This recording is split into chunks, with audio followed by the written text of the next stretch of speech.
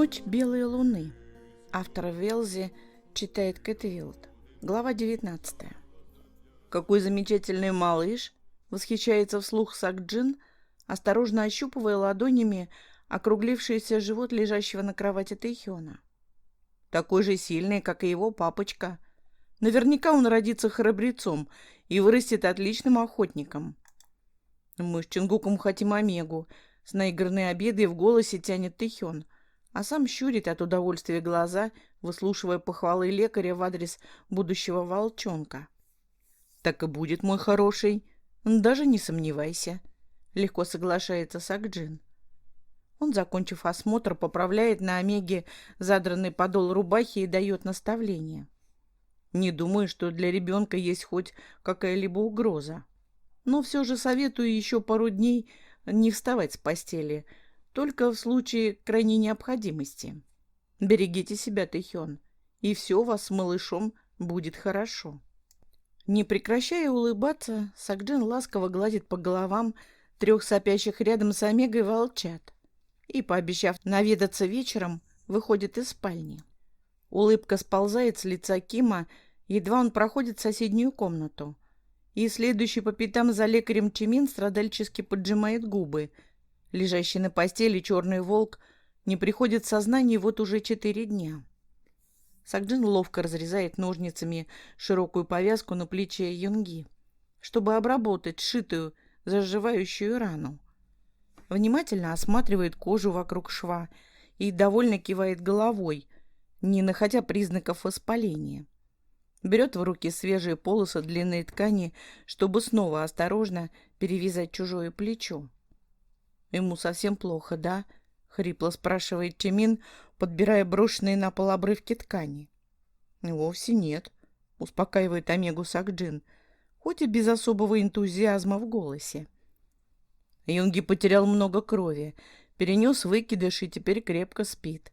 Оборотни восстанавливаются от ран гораздо быстрее в волчьем обличии, нежели в человеческом. Не волнуйся, он очень скоро проснется. Чимин, и еще. Сак-Джин устало трет пальцами переносицу. Когда это случится, следи за ним в оба глаза и не позволяй разгуливать по дому босиком или открывать окно для проветривания. Юнги очень легко простужается. Проводив Сак-Джина до двери, Чимин проходит вглубь кухни. Его тяжелый вздох звучит неожиданно громко в непривычно тихом доме. Омега долго смотрит на выставленные у окна противни с ровными рядами пирожков. Ни один из них не был взят. Дети больше не бегают по дворам. Он убирает с подоконников никому не нужные противни, попутно вытряхивая пирожки в заранее подготовленный мешок, запирает ставни, тепло одевается и выходит на улицу. Он идет по заляпанной буром дороге, окруженной безмолвием и угнетающей тишиной. Иногда встречает на своем пути омег, жалко сутулившихся и безулыбчивых. Они больше похожи на серые тени, что остались от прежних неугомонных и жизнерадостных жителей общины. Чимин искренне хочет им помочь, снять обрушившуюся на их плечи тяжесть скорби. Омега рано утром и по вечерам бегает на ферму и разносит по соседям наполненные кувшины. Но когда вновь приходит в неуютные, выстуженные сухим декабрьским ветром жилища, то увидит, что к молоку никто не прикасался. Пак каждый день без устали печет угощение, но забившиеся по углам домов щенки отказываются от предложенного и тихо скулят, скучая по ушедшим навсегда друзьям и братьям. Он растапливает чужие очаги и таскает с колодцев воду. Уговаривает хоть немного поесть безучастно лежащих на полу волков, дети которых погибли в кровавой и безжалостной бойне. Чимин сбивается с ног, стремясь помочь как можно большему количеству оборотней, пытается найти слова утешения и дать необходимую поддержку. Но с каждым часом все больше убеждается, что оправиться от пережитого у жителей общины получится очень нескоро.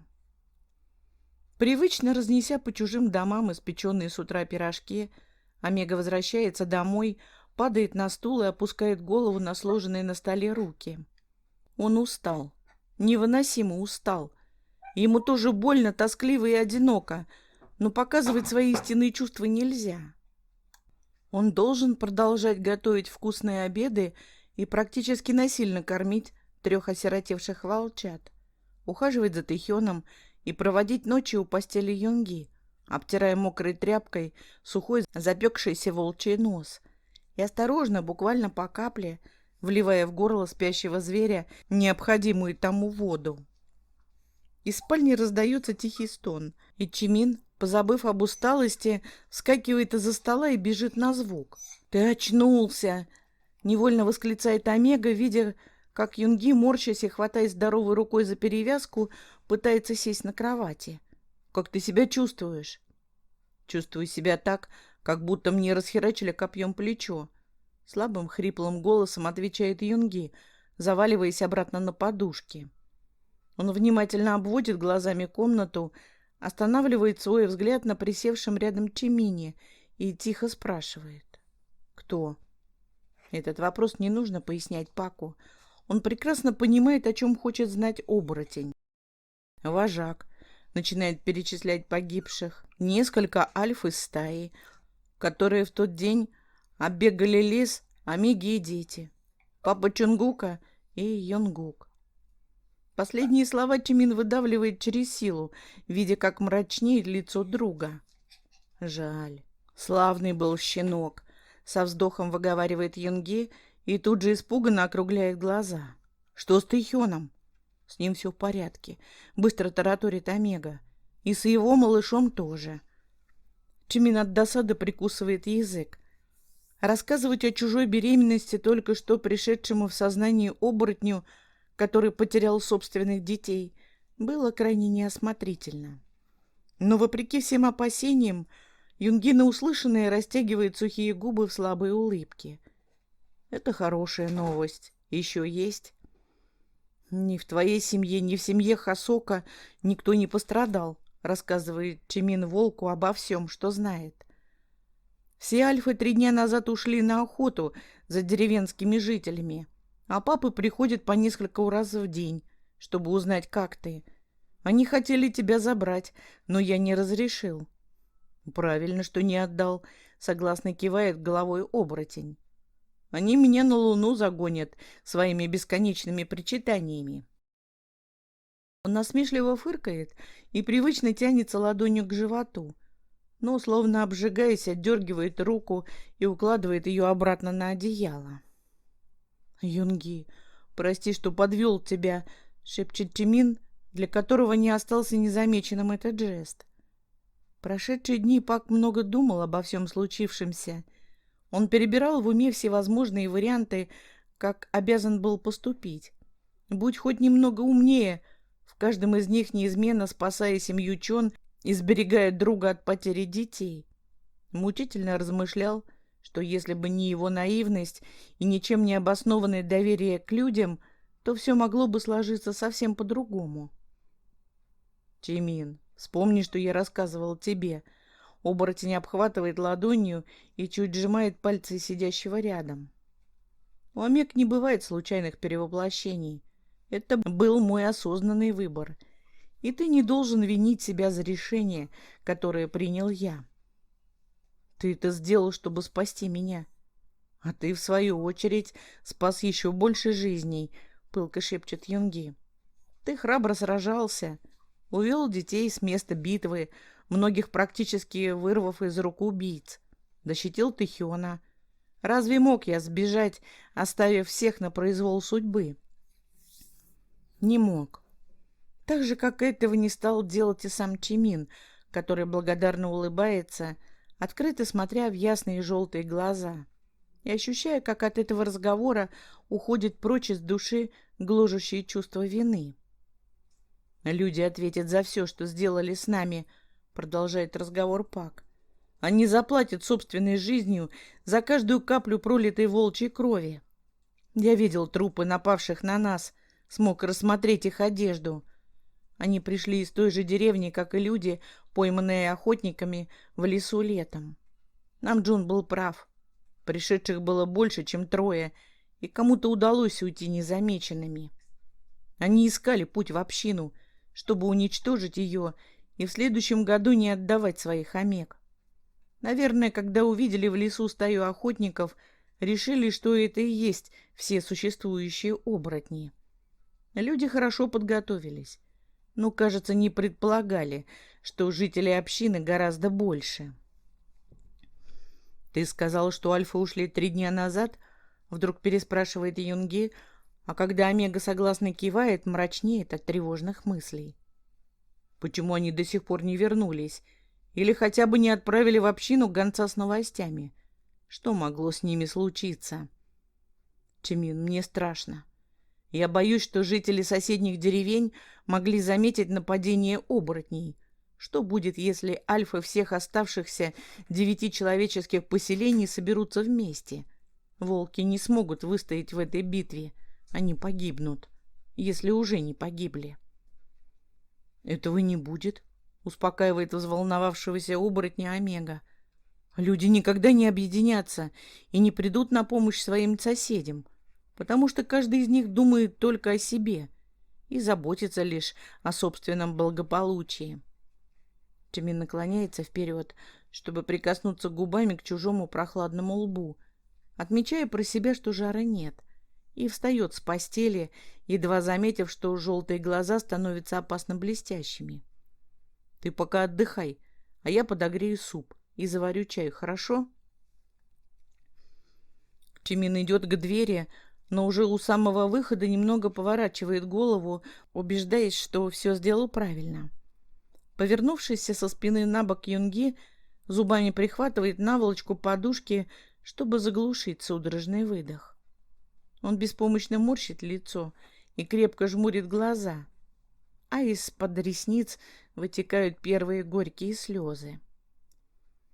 Чимин выходит из спальни и плотно закрывает дверь, давая своему насмешливому, непоседливому и удивительно сильному другу то, что тому действительно сейчас необходимо. Возможность без лишних глаз и ненужных слов, сочувствия в одиночестве и тишине оплакать личную потерю. Альфы возвращаются ранним утром 7-го дня. И, глядя на них, Чимин понимает, почему обратная дорога заняла так много времени. Оборотни устало шагают по улице в человеческом обличии.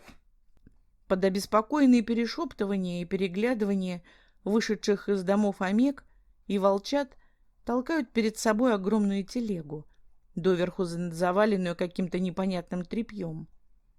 Пак приподнимается на цыпочки, чтобы рассмотреть получше, но издалека не может разобрать, чем именно нагружен воз. Чимин даже с тоской думает, что кто-то из альф погиб на охоте, и их тела доставили в общину, чтобы родные и друзья могли с ними проститься.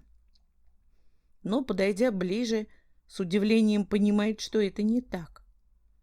Широкая телега наполнена постельными принадлежностями. По бокам высоко обложена пышными подушками, а сверху укрыта многочисленными одеялами. Подошедшие к возу Омеги теребят в руках развешанные на деревянных бортах мягкие полотенца и непонимающе смотрят на своих довольно улыбающихся мужей и братьев. Чимин тоже не может понять, зачем альфы притащили с собой из уничтоженной деревни все это ненужное барахло, и хочет спросить об этом крепко обнявшего его со спины Намджуна, но не успевает. Один из старших альф, запястье которого опутано шерстяной нитью, осторожно приподнимает край пестрого одеяла, недолго шарит под ним рукой и достает ребенка. Крохотный, тепло укутанный омешка, которому на вид едва исполнилось 2 годика, капризно хнычет и трет кулачками заспанные глазенки. Он обводит внимательным взглядом всех собравшихся, морщит лицо и оттопыривает нижнюю губу, готовясь зареветь. Но Альфа, что-то ласково приговаривая, несколько раз высоко подбрасывает его на руках. И с первыми лучами восходящего солнца, погрузившую в серое уныние общину, озаряет заливистый и искренний детский смех. Альфа подходит к телеге и сбрасывает на дорогу одеяло, показывая всем жителям забранных из деревни детей. Эти малыши, самым старшим не больше 3 лет, лежат спеленутые на теплых пледах или сидят, жадно обсасывая свои пальчики и испуганно озираясь по сторонам. Кто-то из них, разбуженный ледяным ветром, начинает громко плакать, а кто-то доверчиво тянется к хорошо знакомым за время пути альфам, чтобы те поскорее взяли их на ручки. Громко охнув, несколько омег срываются с места и бегут в сторону фермы, чтобы как можно быстрее завершить утреннюю дойку коз и накормить голодных детей. Шумно переговариваюсь, оборотни обступает воз, расхватывает омежек и, счастливо улыбаясь, расцеловывают бледные осунувшиеся личики. Суетящиеся под ногами волчата нетерпеливо запрыгивают на телегу, желая как можно быстрее обнюхать и познакомиться со своими новыми братьями и друзьями. И протестующие визжат, когда крохотные ручонки слишком сильно сжимают пушистую шерстку или больно дергают за ушки и хвосты. Альфы прижимают к груди выбранных еще во время дороги детей, а остальных разбирают семейные пары. Я подумала, что эти омеги нужны общине, шумно выдыхает Намджун, наблюдая, как Чимин ошарашенно смотрит на все происходящее. Дети еще малы и очень скоро забудут свою прошлую жизнь. Многие одинокие альфы, никогда не имеющие мужей, теперь смогут воспитать своего ребенка. А те семьи, которые потеряли волчат, найдут в малышах необходимое утешение. Эти омеги вырастут с нами, и когда придет время, станут замечательными мужьями. Мы тоже возьмем себе одного на воспитание, поворачиваясь лицом к мужу, робко спрашивает Пак. А когда Альфа от удивления округляет глаза, сбивчиво объясняет. Потому что может случиться так, что у нас не будет своих детей, и... Чимин, стонет Намджун, перебивая говорящего. У нас будут свои дети. Надо только немного. Да помню. Надо подождать до следующей осени, ворчит Омега, а сам сильнее обхватывает руками оборотня и искренне верит ему, потому что вожак не может ошибаться. Каждое его слово и решение — непреложная истина. Блестящими от радости глазами Чимин смотрит, как оборотни общины, стряхивая с израненных сердец серый пепел скорби, пробуждаются от долгого прозябания в унынии и тоске. Забывая все горести, оборотни радостно смеются и переговариваются между собой, спрашивают у детей их имена, а самым маленьким и несмышленым, шутливо споря и пререкаясь с роднёй, придумывают новые.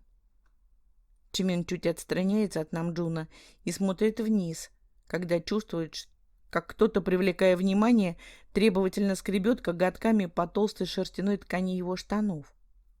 У его ног, высоко задрав голову, стоит ребенок, и по выглядывающим из-под смешной вязаной шапочки белокурым локонам и подвешенной на груди левой руке, Пак мгновенно узнает этого альфочку.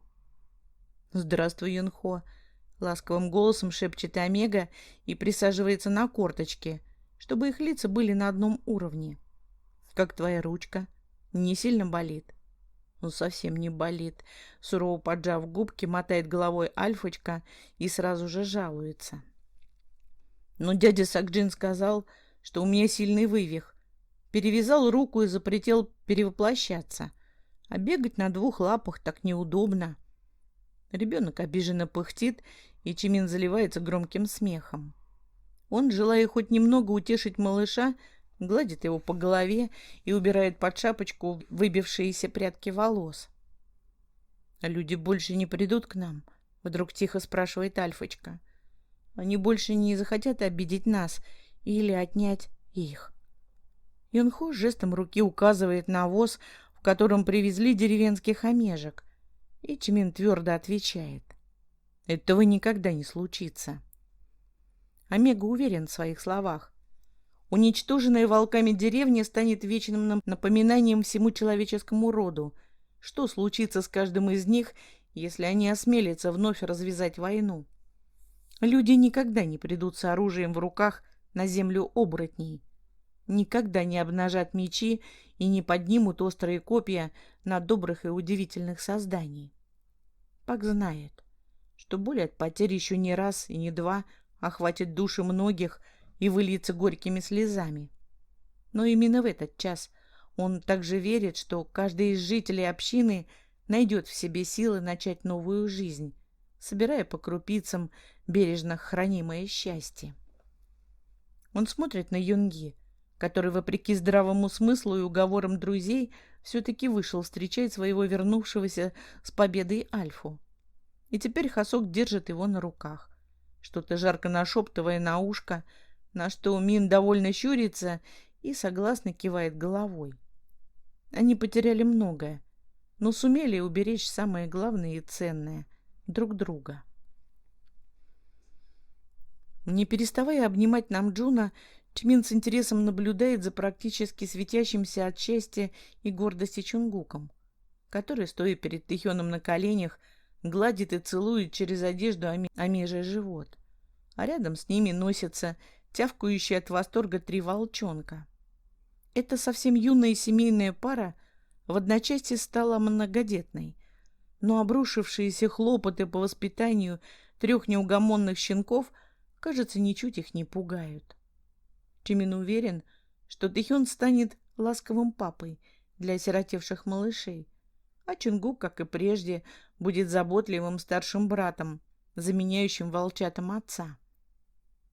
Чимин чуть хмурит брови, замечая на шее Чуна уже пожелтевшие продолговатые пятна, что виднеются из-под ворота одежды. Чунгук был ранен? — обеспокоенно спрашивает Омега, на что Намджун отрицательно мотает головой. Нет, это дедушка побил его палкой, когда Чунгук полез под кровать, чтобы познакомиться с твоими перепуганными племянниками. Омега, не веря в услышанное, поднимает на оборотня растерянный взгляд. Несмотря на преклонный возраст, твой дедуля оказался на удивление бойким старикашкой. Как ни в чем не бывало, продолжает рассказ Намджун. Когда мы пришли, он успел спрятать детей, потом поколотил Чунгука и долго размахивал перед нашими лицами палкой, глася на всю округу, что ему терять нечего. Он свою жизнь почти прожил, и малышню мы заберем только через его труп. Альфа с нежностью смотрит на мужа, которого начинает мелко потрясывать. Теперь мне понятно, в кого ты таким боевым уродился. — Ну что ты такое говоришь? — едва шепчет Чимин. У него внезапно подкашиваются ноги, и чтобы устоять, он сильнее цепляется пальцами за одежду Альфы. Почти виснет, чувствуя, как сильная рука обхватывает его поперек талии, не давая упасть. Когда мы растерзали всех жителей деревни, забрав с собой только малышей и омег, убили пришедших за нами следом альф и сожгли все дома. Мы разделились на группы и, прихватив человеческие головы, обошли все оставшиеся поселения. Мы сгоняли людей на площади и объясняли им, что отныне забирать омег будем каждые 9 лет. Никто с нами не спорил. Оборотни умеют убеждать, ухмыляется Намджун, но тут же переходит на обычный спокойный тон. Я пошел в твою деревню, Чимин. Пока Хасок на правах старшего разъяснял все толпе, кидая им под ноги оторванные головы, мы с Чунгуком незаметно пробрались в твой дом, чтобы дождаться возвращения родителей и поговорить с ними. — Как ты смог его найти? Ты ни разу там не был, — сипит Омега. — Ты так много рассказывал о нем Джуни, что найти его оказалось совсем несложно. Намджун расплывается в довольной улыбке и прикрывает глаза, вспоминая. Он ничем не украшен, в отличие от всех деревенских домов. Во дворе растут 2 рябины, которые дедушка посадил на рождение внуков, а также чересчур высокий сруб колодца и песочница. Чимин жмурит глаза и жует нижнюю губу. Нельзя поддаваться обманчивой надежде. Омега очень благодарен мужу, ведь он сделал для него так много, но все старания оборотня были напрасны, потому что... Они все равно бы не поверили тебе. Спасибо, что ты попытался объяснить им все случившееся со мной, но это бесполезно. Они в любом случае продолжают думать, что я мертв. Не скрывая горькой тоски, качает головой Пак и замечает, что Намджун стыдливо отводит свой взгляд.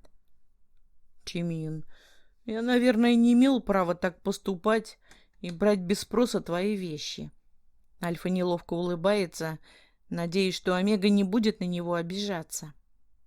Просто я не был уверен, что у меня получится. В общем, я отдал родителям твою вышивку, ту, которую ты мастерил после отравления. Они узнали твою работу и себя на портрете тоже узнали. Внутри Пака будто взрывается что-то, растекаясь с ног до головы обжигающим жаром.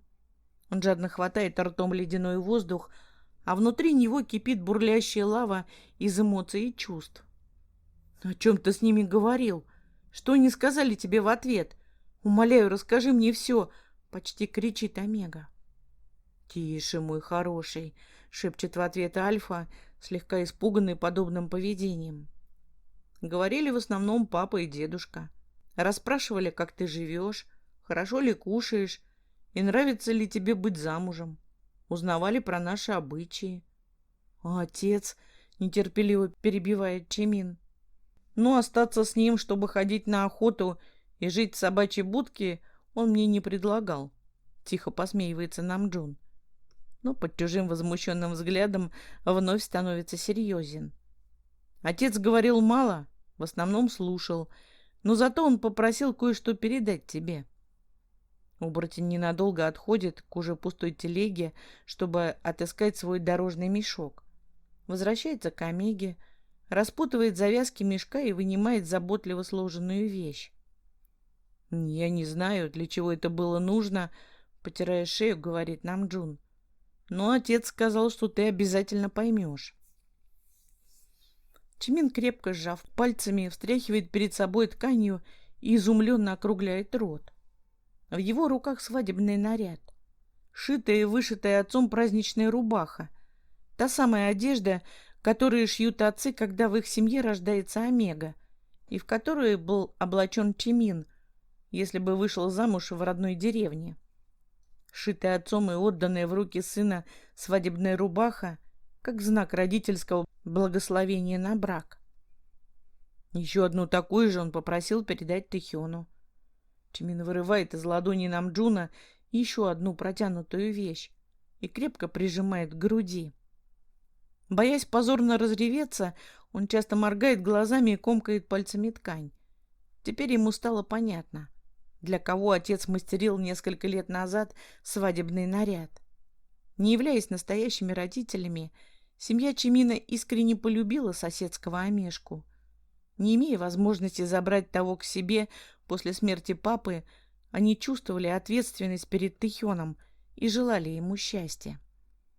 Невзирая на чужие злые слова и сыпящиеся на Омегу страшные пророчества, продолжали верить и надеяться, что тот встретит на своем жизненном пути такого Альфу, который примет и полюбит его всем сердцем. Молились богам, чтобы сирота не повторил судьбу своего папы. Отец мечтал выдать Тэхёна замуж и сшил ему свадебный наряд. Наверное, семья Пак действительно хорошие люди, раз боги услышали их молитвы. Я обязательно передам эту вещь Тэхёну, но немного попозже. Он так много пережил за последнее время, что не нужно его лишний раз волновать, говорит Чимин Намджуну, на что тот согласно кивает. А Омега подносит к лицу сжатые в руках рубашки и глубоко вдыхает сохранившийся в ткани запах дома. Родительского дома, не его. Потому что в доме Чимина нет громоздкой печи, но есть сложенный из белого камня очаг. В доме Чимина нет тяжелых замков и крепких засовов, а его двери всегда открыты для заглянувших на огонек гостей. В доме Чимина всегда пахнет свежей выпечкой, травяным чаем и мокрой шерстью. В нем пахнет волком, его волком. «Идем домой», — успокаиваясь, говорит Чимин и тянет мужа за руку. «И обещай, что вспомнишь и расскажешь мне все-все-все, каждое слово». «Я вспомню и расскажу тебе даже о каждом вздохе», улыбается Намджун и обнимает Омегу за плечи. Они идут по дороге, наблюдая, как оживает община. Из высоких труб поднимаются в небеса густые столбы дыма от пылающих в домах очагов и жарко растапливаемых бань. Омеги перетряхивают содержимое шкафов и комодов, выискивая крохотные вещи, из которых уже выросли их дети, чтобы обменяться или просто отдать их соседям. Альфа-скорняки бегают из одного жилища в другое, снимая с прибывших в общину малышей мерки для пошива теплой обуви с мягкими шубками. Улица наполняется дразнящими ароматами, доносящимися через распахнутые ставни кухонь, и детвора бегает по дворам, любопытно заглядывая в чужие окна и выискивая, что повкуснее. А ближе к вечеру начинается снегопад. Порывистый ледяной ветер пригоняет тяжелые сизые тучи и, словно завершая свою работу, уносится прочь. Крупными хлопьями валит снег, скрывая на дороге бурые пятна и укрывая уродливые пепелища сгоревших домов. Дети выскакивают на улицу, достанные из чуланов широкие лопаты, и громко возмущаются, когда взрослые убирают их обратно, терпеливо объясняя, что для насыпания горок еще очень мало снега. Тявкающие волчата носятся по всей округе, с разбега зарываются носами в белый пух и смешно отфыркиваются. Сидящие на руках новых родителей маленькие омишки крепко держат в ручонках наливные яблочки, которые принесли оборотни из глубоких погребов, и звонко хохочут, наблюдая за резвящимися щенками. Дети важно рассказывают друзьям о своих братишках, а небольшая стайка волчат затевает шумную драку, не поделив между собой особенно очаровательного жениха. Община с каждой минутой все больше оживает, и Чимин не может сдержать счастливые улыбки, когда видит вокруг эти перемены.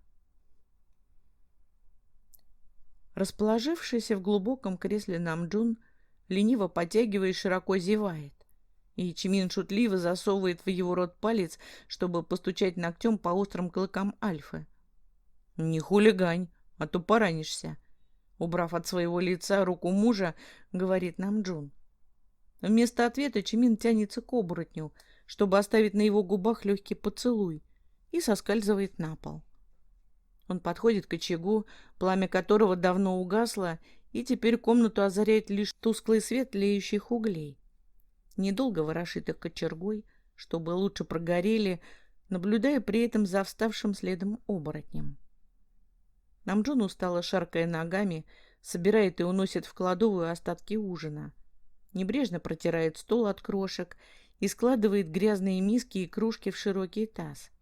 Этим вечером мыть посуду не возникает желания ни у человека, ни у оборотня. «Ложись в постели и отдыхай», — ласковым голосом убеждает Чимин, видя, как Альфа сонно моргает глазами. «А ты?» «А я тоже лягу, но чуть позже». Чимин провожает взглядом ушедшего в спальню мужа и осторожно отходит к входной двери. День был наполнен радостной суетой, и Омега чувствует себя до жути уставшим, но начавшийся ближе к вечеру снегопад не прекращается, и очень скоро все вокруг будет занесено белой пеленой. Пак быстро натягивает на ноги обувь и набрасывает на плечи верхнюю одежду, шагает за порог и спускается с крыльца во двор. Вслушиваясь в раздающиеся в сгущающихся сиреневых сумерках громкие оклики оборотней, которые просят своих детей возвращаться домой, и жалобный скулёж ребятни, отпрашивающихся у родителей погулять еще немного, Чимин заходит за угол и опускается на корточки. Он быстро-быстро шарит руками по припорошенной снегом земле напротив окна, переползает с места на место, чтобы как следует исследовать всю возможную территорию, и даже на мгновение пугается, что вещица могла быть найдена и унесена кем-то из малышей, но сразу же отметает эту мысль. Оборотни никогда не прикасаются к вещам, которые им не принадлежат. Старания Омеги не проходят зря. Уже через недолгое время ему удается найти под снегом то, что он искал. Отогревая покрасневшие и озябшие пальцы в густом мехе жилета, Чимин возвращается в дом. Он, насвистывая веселую мелодию, стряхивает с себя теплую одежду и сразу направляется в чулан, где берет с полки молоток и короткий гвоздик. 3 несильными ударами намертво приколачивает к верхней части входной двери найденную вещь и, полюбовавшись на результат своей работы, уходит в спальню, по пути оставив молоток на кухонном столе. Омега быстро освобождается от одежды и проскальзывает под одеяло. Он двигается по кровати ближе к оборотню, и тот обхватывает ногами замерзшие ступни мужа, согревая теплом своего тела. Чимин утыкается носом в обнаженную грудь лежащего на боку Намджуна и довольно выдыхает. Он дома, а рядом его муж, вожак, защитник, друг, любимый. Рядом оборотень, и Омега не знает, с кем он мог бы быть так же счастлив. К входной двери крепко прибит небольшой деревянный амулет, который, как и желал старший брат, принес Чимину удачу и помог найти дорогу домой.